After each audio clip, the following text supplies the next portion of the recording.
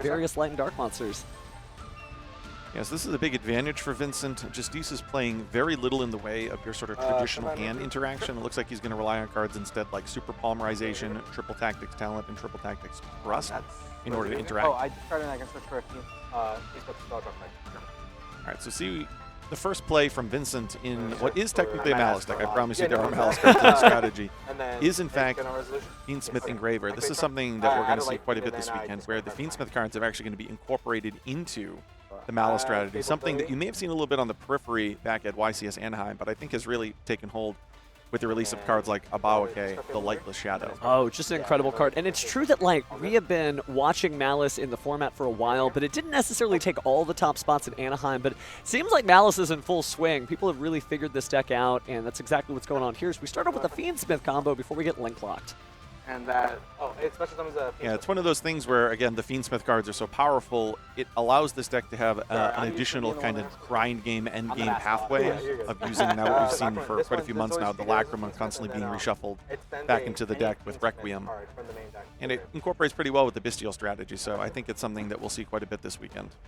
I think the game is in such a healthy place, and obviously you can see that because the attendance numbers here are just so staggering, but also people are just enjoying the gameplay. It's not a labor of love, it's just love. And so here we see he's going to go ahead and send the Fiendsmith trap card to the graveyard to go ahead and get everything ready for later turns. Yeah, and then something else will happen. Yep, so now we see what we've kind of traditionally seen out of Engraver, which is one single Engraver, eventually allowing you to go into a few different options here. You're going to see Sequence, presumably, or Necro Clip. Certainly powerful. We'll see if he gets to get the extra draw effect here, but it looks like he's going to go ahead and thinking about it for a second, trying to solve out those plays. I think he's potentially seeing if he can get that Necro Clip effect, or if he's just going to go right into the Engraver to threaten the DDD Wave High King Caesar. And that is going to be pretty difficult. It's true that heroes could play through it, but it is very hard to play through multiple special summon effects like that. But if I'm not mistaken, that is a Fiend, so that actually could help out with a Super Polymerization if he happens to get it on his side. Yeah, he has a single copy in a 47-card deck, so he would certainly need the heart of the cards in order to potentially see that. Though I imagine his deck can slim down. It's got a lot of differing search effects. Speaking of search, and looks like Maliss Dormouse is going to go ahead and banish something from the deck here. Yeah, so we're going to see the White Rabbit banished. So Dormouse is by far the best starter card out of Maliss. Now, granted, he had the Fiendsmith cards, so he was able to insulate from a Nibiru with the DDD Wave High King Caesar. But typically, if you don't have the Fiendsmith cards, you want to open Dormouse. Dormouse does a much better job playing around Nibiru than White Rabbit. For the Maliss players out there, you know that when you summon White Rabbit, you really are kind of at the mercy that if your opponent has Nibiru, they simply do. Whereas if you have Dormouse, you can post Nibiru, utilize the token to go into copy of Blink Spider, and then kind of reestablish from there, and eventually go into Splash Mage. Certainly post Nibiru is something that every combo deck has to think about, and well, we haven't seen a whole lot of Nibiru splash down, but they're definitely out there. You can't just play like the card doesn't exist, but you also have to go for it at some point. Yeah, it does look like Vincent actually did have to cut some of those cards in his extra deck to fit the Fiendsmith cards. I mean, as powerful as the Fiendsmith cards are, they're not for no cost. So we're looking at an extra deck here that's actually cut quite a bit of the Splash Mage package, some of those other cards, for instead the Nightmare Griffin and Abawake, the Lightless Shadow package. And the Fiendsmith engine certainly does push out a lot of that extra deck space. We've even seen Ryzel decks not using the very powerful Ryzel Duo Drive. Not relevant here, of course, but you're just right that Fiendsmith, the cost is that your extra deck's basically cut in half. But here we see Haggard Lizardors, who we actually saw last round use kind of a unique way to get Dominic Couch an additional draw. We're seeing it banish the Dormouse, which of course, although it used its on-field effect, it hasn't used its banished effect to special summon back. And now we'll be able to see the Link 3 into Red Ransom. And then when this is summoned, I search for one Maliss spell card. One Maliss spell card? Yeah, sure. And I don't know any other card in your hand at the moment, right? No. Justice just making sure to gather all that information as he gets ready to plunge his hero combo into this field. Yeah, Maliss in Underworld is really the critical piece, or Underground rather, is really the critical piece in being able to insulate yourself from Nibiru. If you can access this before 5 summons, you're basically always threatening the activation of this on one of the Link monsters that have yet to be banished. In the most ideal world, that's Whitebinder. but it's really a vital piece in ensuring that your Maliss plays are pushed through a Nibiru. And if you plan on bringing Maliss to an event, you really do need to kind of study up on how to play around Nibiru. So then this special summons a Maliss from the deck. Absolutely. And then I can't Time for a little mad tea party here. Sure. Yeah, so here we see an activation We of also have the TB11. the Link's paid 9. And then they have an additional effect as well, too. Okay. So like we'll this see one, when it's a summoned, special summon out it from also the deck. can banish one from the deck. And then Red Ransom's going to hit the field, which is likely going to banish a Dotscaper, which Vincent has elected to still include in his deck. We now see the third Maliss monster in rotation, the Chessy Cat. Special summoned by the effect of TB11. Still early in the duel, but it is interesting to note that since this is Hero versus Maliss, the life points are going low on the Maliss side, but all it takes is a single copy of a Hero Lives to actually cut it in half, so Justice will have to be very careful if this goes the distance. Oh, any cybers? Yeah. Good old Dotscaper. Effect, if it's sent to the graveyard or banished, it can summon itself back. You can use each one of those effects once per duel, and only one effect once per turn. Vincent doing a great job here, just making sure this opponent understands each of the moves being made. Not this turn, though. Gotcha. Yeah. Dotscaper effect. Now the field is just piling on up there. Now we're going to see Link Decoder. Just such a strong card to help these Cybers piles climb and climb and climb up there. And then it's banished if I use that effect. So now as we get to this part of the turn, I mean, I've already sort of discussed some of the extra deck choices in Vincent's deck, but this is kind of the part where we'll start to very soon kind of see what the Maliss players this weekend are trying to do. You know, if we go back to Anaheim, we'd see a lot of the Terahertz package. Obviously, you can't play the Fiendsmith cards and the Terahertz package, so you do need to make some cuts somewhere. The Terahertz package has kind of found its way back into maybe your binder, speaking with White Binder on the field. And we're potentially going to see, because this is really the most ideal opening play for Vincent, exactly how players this weekend are incorporating Nightmare Griffin, because it's actually quite fascinating.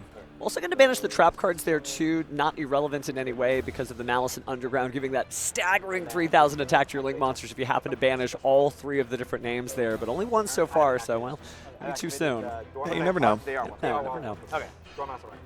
Looks like up next, going to go ahead and pay a 300 more, get the Malice Chessy Cat back up there. Chessy Cat, certainly an interesting card. Some duelists run 1, some maximize 3, some even use Allure of Darkness just to get those early banishes. Yeah, if you're going to play Allure of Darkness, then you're definitely going to probably bump that up to at least 2, if not 3. I think I'm partial to Allure of Darkness. I remember the card was first revealed and released. Those beautiful Ultimate Rares from so long ago. So long ago. 2008. Can you believe that card is still good after all these years? I actually can. It's such a powerful card. But we see here a really incredible 2 cards off the top of the deck for Vincent. Wow. So Vincent's entire field up until this point was going to, or his entire strategy was really going to be what was on the field. He just drew 2 hand interactions, both an Ash Blossom and Joy Spring, plus what looked like a Bystial Baldrake. So now what he's able to establish on field is going to be backed up by these interactions in hand. We already commented on how the Bystials line up relatively well against the heroes, Baldrake being one of the only 3 Bystials that he's playing. Well, Ash Blossom and Joyous Spring certainly hurts every hero's heart, right? Paying half your life points for one of those hero lives, or really any of those critical searches could really hurt. And now it looks like we're immediately activating the Malice GWC06 to go ahead and banish and bring back. So I gain 2,300. Yeah, don't forget about the life point boost. It's really important when the Malice strategy gets close to time in the round to understand that you do have a built-in way of gaining life points. We'll now see White Binder hit the field. What life goes up must come down. 8,500 and then minus 900 off the top. I always love how it's like the 300 for each of the Link arrows. Such a cute little mechanic there, but nothing cute about this field. Very powerful. Let's see if he can draw another hand interaction. Looks like it is the copy of MTP07, so he'll actually have access to another Malice card on the opponent's turn. Definitely a stacked field there. It'd be difficult to play through it, unless, you know, maybe a super polarization just takes a hero and a water, right, to get through that famous Wave King Caesar, or High King Caesar, excuse me. I think having access to both MTP, but now also a Bystial, even from your own graveyard, could potentially be challenging even through super polymerization. What's actually fascinating here is that Griffin is just already in the middle zone. That's the most ideal place, so that there's no arrows pointing to your opponent's side of the field, which would allow them to still potentially activate effects. So the fact that it's in the middle zone is actually already ideal, even without having to go into a queue. Yeah, Nightmare Griffin, certainly a powerful card that's a couple of, you know, Lock players I've seen, Memento play it. It's interesting to see Maliss play it as well. But just being able to keep your opponent from really doing anything while it's on the field unless his monsters are linked, absolutely right. This is going to be very difficult to play through. Yep, so, you know, one of the ways that you would get the interaction on the opponent's turn is to do the discard effect off Griffin. He drew the MTP, so he already has 1 point of interaction, but now he's just establishing a second Maliss trap. So even a card like Super Polymerization may not be sufficient. It's also co-linked, so he gets to draw a card. Oh, He it turns is into a co-linked. Nibiru as well. Wow. So he has just been. See, this is beautiful, right? You slim your deck down with all your engine cards, and then you get 3 draws. Actually, it was 4 draws. You had the White Binder, the 2 off Jesse Cat, and now here you have the Griffins. You have 4 draws into a deck that's slimmed down a large amount of your engine, right? He took Dotscaper out of his deck. He's taken so many cards out of his deck. So we see here actually that the Griffin that was in the middle zone has actually been used for link material for Abba-Q. Now typically what will happen is the Abba-Q will be able to special summon back that Nightmare Griffin in that middle zone, had it not already been there. Now sometimes depending on how many interactions your opponent has, you might not be able to put the Griffin in that ideal middle zone, but Abba-Q can simply place it there itself. Just an incredible card, and definitely something that a lot of duelists' creativity really determines what this card is going to do, right? It's got the ability to sort of jump out of the way, almost like Wind Up Rabbit, you know, is like an old school reference, but being able to switch out for another Light and Dark monster for your graveyard when this deck is so combo-centric, it's almost just like having another monster born you can search out when you need. As I mentioned, you're going to likely see most of the Maliss players this weekend putting aside the Terahertz package that we saw gain popularity in Anaheim for this specifically. Because anytime that you can reliably put Nightmare Griffin on the field in the middle zone, potentially getting value from the discard for the spell or trap that we just saw, it's probably better than just what that Terahertz package was providing. This one's a little bit more insulated from some of the common interactions that we might see. Especially because you're also going to get the Abba-Q back to the field for another interaction, and then even if the game proceeds beyond that, you're going to get amongst one of the best hand sculpting effects I've ever seen printed in the Yu-Gi-Oh game. Well, speaking of hand sculpting, time to draw here for Justice. Let's see what we get. He's got his work cut out for him, but every Elemental Hero player does, so really it's critical about what he starts with. Just going to reinforcements the army. It's a pretty reasonable start. Looks like we're going to go ahead and search through. Affects that summon. Affects that summon. Yeah, special summon. Yeah. So not in hand. Justice, a master of many games. Let's see how that experience of being under the pressure pays off as he searches through the deck here to grab a warrior monster. Many of the evil heroes are fiends, so he's going to have to stick to the old school monsters. Let's see what he grabs. Taking just a moment here. And you definitely get a little bit of a hero look there. It looks like he's going to grab Shadow Mist, actually. I wonder if he's already got Vision Hero Ferris in his hand. He is playing 3 copies. As many hero duelists are. Okay, I'm going to play Evil Assault. Ooh! Shadow Mist? So this is a new card. He's either going to take summon, an evil hero, add it to his hand, or special summon hero it. monster from my deck. I can That's the thing. Maybe the 2 materials underneath Caesar they're just not enough, right? Because you could special summon so many different times, but with that Nightmare Griffin out there, it might be a little difficult. There are link monsters in Hero though, so you could actually point to your own monsters. Is he able to negate it straight up? Sure. Just doing a quick little judge call just to make sure. I believe it should be able to do it because it does include the effect of special summoning, so that should trip off Caesar's ability to stop it.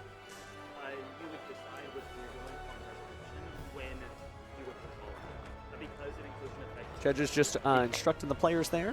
That's fine.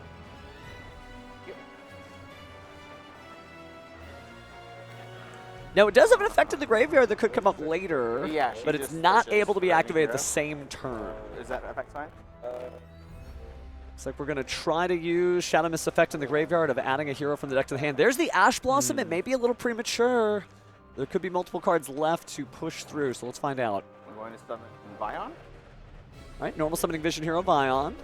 Can go ahead and send another hero to the graveyard. A lot of great choices. Could be Evil Hero Sinister Necrom to special summon more evil heroes later, and maybe make that first Link monster to just have a zone to breathe in. Of course, being a normal summon, he is able to get around the effect of Griffin, at least for this particular play. Unless he's got double summon, that may be the only monster activating effect this turn. Oh, and there's the infinite impermanence. So we're going to negate the Vision Hero Vion there, unless Chain Super Poly? Maybe not this time. Yeah, I don't know. that single copy of Super Poly in a deck out of a 47 would be really quite impressive. It looks like he has a Fusion Destiny and 2 differing monsters that I can't quite make out, but he has Fusion Destiny in the middle, which is definitely not going to be enough against the DDD. Oh, but it looks like he is. We're jumping into game 2 here. Let's see how Justice begins his combo if he did choose to go first. So I see a few points of interaction. Sinister Necrom for Ferris. Oh, for Ferris. Okay, I'm going to read both of those, okay? Sure. So Necrom is going to be able to banish to special summon an evil hero from the deck, and Ferris is going to jump out and put a vision hero in the trap zone there. Well, spell and trap zone, but it is as a continuous trap monster, unlike some of the Snake Eye monsters. But obviously the first one is going to be for Vision Hero Increase. And it does place it on the field here. So while you likely aren't going to be able to use that Ash Blossom that we just saw in Vincent's hand against Increase being placed, Increase's effect tributing you definitely can. Oh, Imperm. Okay. Yeah, it looks like he has Imperm and Ash Blossom. Beforehand, right? Yeah. Okay.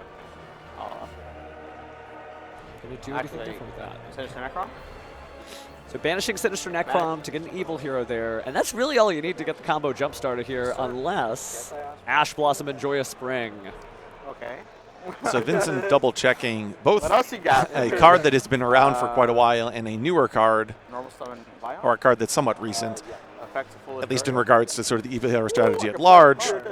Sometimes you use your hand interactions really early because you don't know if you'll ever have a chance to use them again. So it'll be interesting to see here if Justice can navigate through these 2 interactions, because it looks like he might be able to do so based on what we see here. Well, Vincent asked what else you got, and they had a good laugh, but you definitely have it. Vision Hero Vion sending Shadow Mist, and of course that means Shadow Mist is going to be able to add a hero from the deck to the hand, and then you go and banish from the graveyard get Polymerization. I think this turn is just starting. Which would be impressive through an Ash and an Imperm. That's all you can do in this deck, is just be like, okay, I have to play through at least 4 negates, but if there isn't a 5th one, let's do it. Search for a Dusted Gold. Oh, wow. Okay, so Dusted Gold, certainly on a lot of duelists' radar, whether you're playing maybe an evil hero Fiendsmith, because that variant, it is a light fiend, actually. You can even search that with, things like Fiendsmith Tract. Unfortunately, well, not unfortunately, it's a decision that just he's made is to not play the Fiendsmith cards, but we have seen evil heroes in a Fiendsmith strategy before. Looks like we're going to go ahead and discard a Dusted Gold to add a card that is Dark Fusion or mentions Dark Fusion in its card text. And a lot of different choices there. It could be Evil Assault. Seems to be what he's staring down. All Assault's evil, but man, it is such a good card in this. He would have to discard. And so, okay, he's going for it. There's no Ash Blossom and Joyous Spring. You have to worry about that. Droll and Lockbird obviously would feel pretty bad, but I imagine we would have seen it by now. Yep, no reason why you wouldn't have activated it if you had it. It just looks like Vincent has a few pieces of engine. Looks like at least a gold sarcophagus in his hand. Ooh, discarding that Dark Contact feels pretty painful. It's got 2 effects. You can either perform fusion of an evil hero monster by shuffling the materials from the graveyard back into the deck, or add the Supreme King's Castle from your deck to your hand or Dark Fusion. But it looks like instead we're going to go ahead and use the Evil Assault, just discard it, and go ahead and get Evil Hero Dead End Prison. Seemingly the evil hero variation of Prisma. Yeah, and it's a really, really great card. I love this, though. He committed assault, and now he's going to prison here, right? But jokes aside, we are going to go ahead and bring out Dead End Prison to send a evil hero, or excuse me, a hero monster to the graveyard, so it's a fusion substitute. And notice I didn't say a fusion substitute for any particular monster. It's just a fusion substitute now, and Malicious is in the grave. Reminds me of some of the original fusion substitutes from the first set of tournament packs. Oh, yeah. Mystical Sheep. Yeah, Visago the Destroyer. Goddess with the Third Eye. Sorry, we're old Yu-Gi-Oh heads here. We're having a good time. Looks like we're going to grab the Polymerization first, though, with the Vision Hero Vion effect. I imagine we'll probably banish that Malicious soon, too, but there's also other things you can do with Extra Hero Cross Crusaders, so the combo may go any different number of directions. I think it looks like he might have Polymerization, maybe Dark Fusion in his hand. Well, he definitely had like the different art polymerization that's a little bit more hero-centric from the recent Rarity collection there. Or actually, no, I think that's from Quarter Century Stampede. Bonanza. All right, looks like, is that a Link summon? Yeah, it is. We do have Link summons now in the hero deck.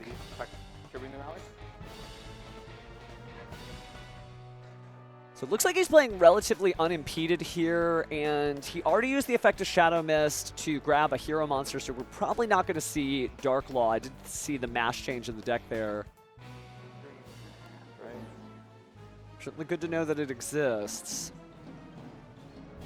You know, I think hero players definitely prioritize some way of getting Dark Law onto the field if their plays go relatively uninterrupted. Now, of course, there was an Ash Blossom and an Infinite Impermanence. This might not be what you would classify as the full hero combo, but it's looking pretty good. His effect on. So we're going to go ahead and use Infernal Divisor. And then search for Neos, because it mentions Neos. All right, Neospace has a brand new hero, and his name is... There we go, Elemental Hero Neos. Ooh, quarter century secret rare from the recent tins. That is the nice thing. When you're playing a hero deck, almost every single card in the deck can be like rarefied to your specification, right? Whatever rarity you love. Yeah, I love the common Elemental Hero Stratos. It was a entry prize in a tournament overseas many years ago. So if you ever see a common Stratos from around 2007, bit of a novelty card. Interesting. Okay, so it looks like we're linking again here. I love its name in French too, Airman. What a beautiful name for Elemental Hero Stratos. Oh, yeah. I want to say that maybe even the name that it had in the original Japanese. Yeah, Airman. Okay, so there's the cool polymerization. What an iconic polymerization too. We have Stratos and Neos. I assume he's going to bring out... Yes, okay, I wanted to make sure there wasn't doing anything crazy, because you can't actually use that to bring out Evil Hero Neos Lord, because it wouldn't be a Dark Fusion, and there's no material in the field. It looks like instead we're going to use Elemental Hero Flame Wingman, Infernal Rage, and grab a favorite card from the deck, and that's going to be Favorite Contact. I think we've got 2 Destiny Heroes already, so that Favorite Contact could be used to set up Destiny Hero Destroyer Phoenix Enforcer back again after a long slumber from some previous formats. Yeah, typically we see that with Fusion Destiny, but there are other ways of putting Destroyer Phoenix Enforcer on the field. All right, so he's going to go ahead and get Polymerization and set it to the field. I'm going to activate Infernal Rage's effect. Since I use the Neos fuse for it, I contribute it to special summon a different fusion monster. So now Infernal Rage is going to swap itself out into Sunrise. Sunrise's effect on... Yeah. Reminds me of Sky Striker almost for a second. Yeah, a little bit. Like a 1-for-1 replacement of an extra deck monster for another. There's certainly a few of them in the hero lineup. I think Elemental Hero Grand Merge also comes to mind. Being able to tag out and do a completely different monster going against summoning conditions is like one of the coolest things you can do in this game. Especially if it leads to getting Miracle Fusion, one of the most iconic cards. Really in the game's history. Amongst one of the most popular cards right now in the Ultimate Time Wizard formats that we see in the public events. Certainly was a boon to early hero duelists. You know, you imagine your first tools in the Lost Millennium were what? Polymerization and fusion substitutes. All of a sudden, the next set, you can banish to fusion summon? Good stuff. And Sunrise getting it? Great. You're not kidding me. Cybernetic Revolution, one of the most iconic sets. Oh, yeah. Definitely pushed the game in a totally different direction. We've been feeling it ever since. And a lot of those decks are still good. Cyber Dragons and Heroes both. Exactly. I mean, we still see Destiny Hero Malicious, a really integral part of these strategies. We even sometimes see Malicious in strategies that are not outright hero strategies. You know, sometimes you've seen them in, for example, pure element strategies because of the utility of getting those level 6s out on the field. You get one into the graveyard, suddenly you have multiple bodies. You know, whenever you can play the full 3 copies of Destiny Hero Malicious, we get to see strategies, whether it's heroes or otherwise, really get to incorporate it to its max potential. Absolutely. Speaking of max rarity there with the quarter century secret rare. Although I know some duelists will differ. They're like, no, this is the one we should all wear. But looks like we're going to Miracle Fusion. Getting rid of Infernal Rage and Neos.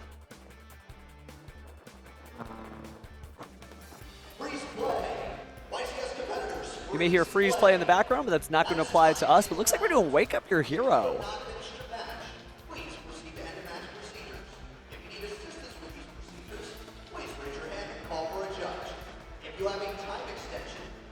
And now Polymerization again, combining Sunrise and Destiny Hero Malicious there for this the Phoenix Enforcer? Yeah, it is the Phoenix Enforcer. Destiny Hero and a big monster. It's, yeah. Destiny Hero and level, whatever. Destiny Hero, whatever. Yeah, that works. That works. We all know what's They going do on. have some pretty intricate names, and they all kind of trade the names off. Saving the triple tactics thrust to the end here. What powerful card is he going to set from the deck? Wow, no way. He's doing it. Dark Supremacy. You commented on how earlier the discard that he had was kind of surprising. I think it was Dark Contact. Dark Contact, yeah. And you're like, what else could be in his hand that he doesn't want to discard? And it was one of his 2 copies of Triple Tactics Thrust.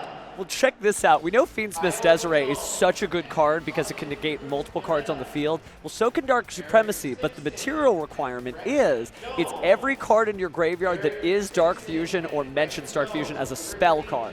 So discarding the Dark Contact, because it mentions this is treated with someone with Dark Fusion, meant he got another negate out of that. So actually, I was wrong. I got to go back to Duel Academy and start from Slifer Slacking. But he has 3 in there, maybe? I think I saw, okay, so Evil Assault's 1, the Dark Contact's 2. I don't know there's a third one, but it's still 2 negates. Would That's Adjusted huge. Gold not?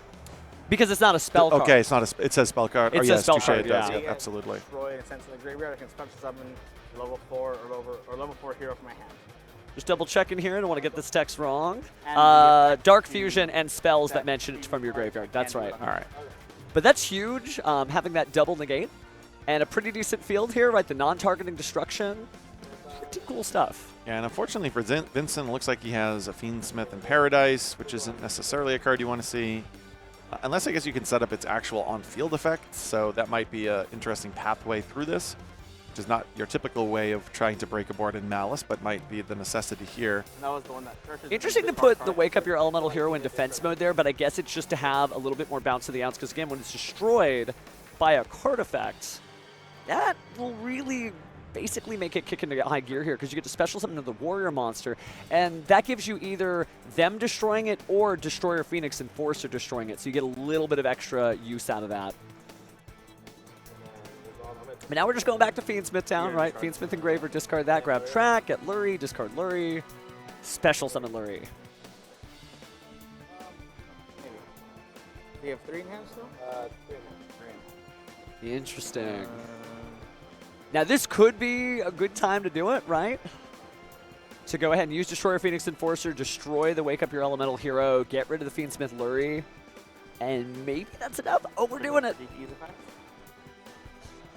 And my wake up? Okay. So wake up effect activates when it gets destroyed. I special summon a hero from my deck. Even if Vincent isn't able to get through the current field, it is useful to see some of these interactions, because if you're not familiar with the hero strategy, what you just saw there may not have been clear and obvious. Now, we've seen over the years ways of Phoenix Enforcer destroying anything from an artifact card to a bunch of different things in between. Sometimes just itself, too. Yeah, sometimes just itself, obviously. Oh, and how cool is it that technically you could use it to search for spell and trap removal, because you bring out Stratos and you could choose to destroy, but instead here he's using it to grab another card, and that's enough. Vincent Can actually work out pretty well. Great sportsmanship for both players. Vincent up first. Let's see what he does. All good? Ooh, not sure about that first summon, but we're committing to it. Dormouse it is. I think I see a thrust in his hand, so that question that I had earlier, I have the answer to. He has Dormouse, though, which is by far the best opening play from the Malice strategy. We'll see here now the ability to banish the White Rabbit. Here's that first 300 life points that you mentioned earlier. Looks like he has Lacrima, which is a little bit unfortunate to have that kind of in his hand if he doesn't have a way of kind of getting it out of there. It looks like the clock has been updated, so there's a cool 8 minutes and 30 seconds left here as he scrolls through the deck. And sets a trap. Finding TB11. Oh, this is the one that special summons from the deck. And then I can't activate their effects attack. So now we're going to probably see Haggard Lizardos based on the deck that Vincent has brought to the table with the Fiendsmith cards. He's not going to do any of the interesting kind of tricks that we've seen with some of the other Link monsters. So his cost to banish is effective to change its attack to match whatever I banish. But they just use it because it's cost. Vincent explaining why the best Cyberse monster is a dinosaur. Who were only activating the effect just to pay a cost. Just to pay a cost. Just to pay a cost. He becomes a Cyberse monster. He becomes part of the family there. When play, you also ask questions as often as I did. Yeah. Thank goodness it's not one-sided. I feel bad for my opponents all day. Aw, just he's having a little humility there. Yeah, I gotta ask questions. That's okay, you're allowed. Sure. Yeah, so now Red Ransom's going to resolve. This is how we insulate ourselves against a Nibiru by getting the Malice in Underground. Now we're going to activate that TB11, banish it. This will allow us to get the Chessy Cat into rotation, bringing back the Red Ransom, allowing him to special summon Dotscaper after a quick trip to the banished pile. It's feeling like everything is going the right direction here if you're a fan of Vincent right now, as he just gets pretty much everything, just uninterrupted gameplay. I mean, if you open Dormouse, the possibilities are borderline endless in what this deck can do right now. So in uninterrupted Dormouse, we're going to see, we're going to see it specifically here without the Fiendsmith cards. So we'll be able to see maybe what, over the course of the last couple of weeks in preparation for this event, he determined was the best path forward. Because I've seen a couple different ways of going about kind of establishing your field. How do you want to use the Griffin? Where do you want to put it? How do you want to special summon it? We're going to see it now without the Fiendsmith cards also on the field. Usually we talk about creativity and deck like building, but gameplay has gotten so much more diverse. Two people could play the exact same list of cards, but what they do with them, especially with a deck like Malice, you have like a choose your own adventure, right? I think it's the premise of the main deck can look identical, but then you creep over and look at the side deck and you'll notice 3-card different that just completely shifts how the strategy actually tries to play out what they're trying to do. That's the one that can banish 3? Like I mentioned, if we saw the extra deck with Terahertz, we likely, maybe up to this point, we would have seen this play. But what's going to follow after is where there's suddenly these offshoots into different paths forward. And as formats evolve, maybe Terahertz will suddenly rotate back in if for one reason or another we find that the effects that it's allowing you to do by dumping from the extra deck, or maybe Coda Soul becomes popular again. We can suddenly see things change. Someone on the opponent's turn does not feel bad at all. Like nothing else happened. Yeah, it's so like they trigger the effects. Yeah. I think he has 2 copies of Malice and Underground in his hand. I could be mistaken. Oh, no, actually, I think one of them might be the Thrust. I was curious if he was going to use the Chessy Cat to draw. Theoretically, if he were to use that, he should do what he is about to do here, which is get an additional Malice trap out of the deck, the GWC06. Of course, you don't want to draw into a card that you're going to be searching for complete free in just a moment. Okay, so he does, in fact, have... Okay, so he is doing it, yeah. Presumably this means he does have the second copy because it is such a great comeback post-Nibiru, especially now that Whitebinder is in rotation. Once Whitebinder's in rotation, banishing Whitebinder, allowing Whitebinder then banish 3, it is, game-breaking at that point. Definitely feels insane there, but you're right that he has 2 copies of the field spell, because as good as drawing 2 is, I'd probably hold on to the Malice and Underground, but if you got an extra, absolutely throw that down. Yep. So Whitebinder is going to go and pay 900 life points there, special summon it back, co-link itself with Red Ransom. And here is the life point increase that we commented on earlier, is one of the reasons why the Malice strategy, although initially pays up front, is repaid forward later on by getting life points equal to the summon monster's original attack. Get those life points back. In his original attack, so there's no 600 additional boost that the Malice cards sometimes benefit from for other purposes. Interesting, with super polymerization being a hero player's best friend, I wonder if we'll see any of like the cyber fusions out there. Not to be that guy. Or even like Mud Dragon of the Swamp. Okay. But if you're not running it, well, you No problem. may have missed out there. It is difficult though with the hero space in the extra deck. I remember being one of those hero kids with like, a billion cards in my fusion deck before they limit it down. But we are going to go and reduce those life points and then gain it back up.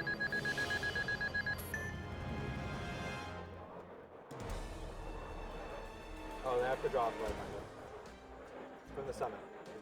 The summon just now? Yeah. Yeah. That's fine. Gonna draw for turn there. Or not for turn, excuse me, for the effect of the card.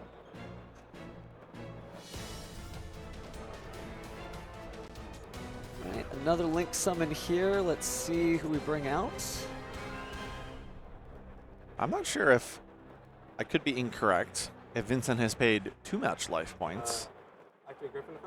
I heard him say the word 5,300 out loud, but I know we've got judges up there keeping track of it, so... If 5,300 is correct, because I haven't been keeping track of the actual increments, 53 plus 23, not greater than 8,000. No, it is not, which could be problematic there. And unless there is another way of gaining life points that I'm not aware of, You haven't done this turn yet? That's the I mean, This you- may not be enough. Can you imagine Ghost Sister and Spooky Dogwood against Heroes? You might gain 30,000 life points. Unfortunately for Vincent, that card is nowhere to be found in his list this weekend.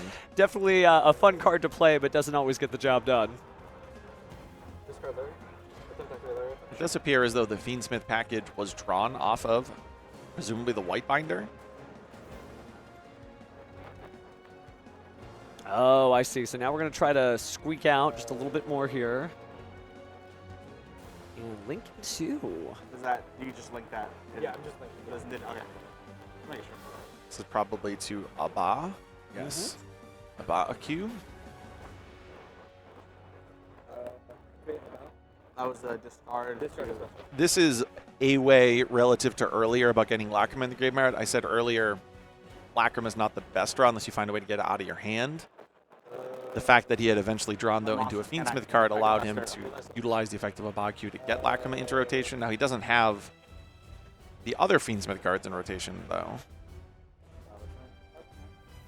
But he does have the dreaded Nightmare Griffin on the field and was able to get a Baku back on the field as well. So with an Ash Blossom and Joyous Spring in hand, another spell card, and something else I couldn't Special make summon out. monsters cannot use Still their a effect. pretty powerful field. Of course, we do know that heroes have normal summons, so the Nightmare And I know Griffin's one of the not trap end-all cards. be-all.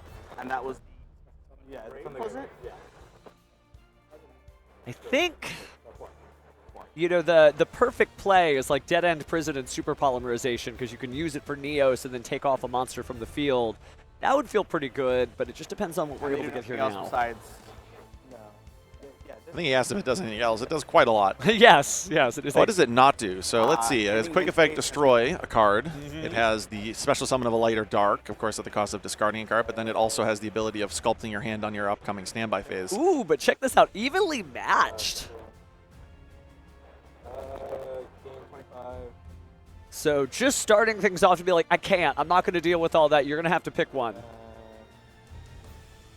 And so we're going to banish quite a few. Still using the trap card there, but stuck with the Nightmare Griffin. So now, you know, and that is this certainly a very smart play to keep your field insulated from the special summon monster effects. I just kept that. You didn't Yeah, do he any just other keeps effect? Griffin, but he's still, I know. and if the life points are indeed correct, that's still not going to be sufficient. Well, as long as you don't activate something like a Hero Lives, you're going to be just fine. But let's see where it goes. That's it. Time is